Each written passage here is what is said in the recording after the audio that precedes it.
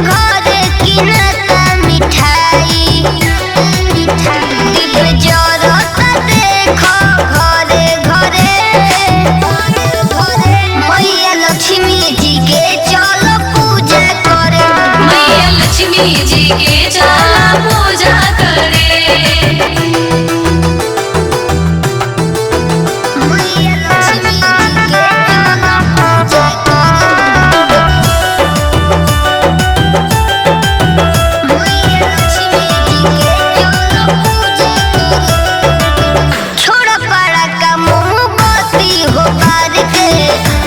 बहारी दिवाली त्योहार के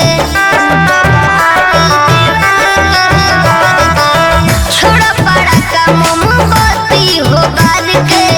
लूट बहारी दिवाली त्योहार के आंगन दुआरा पति पक जरे जरे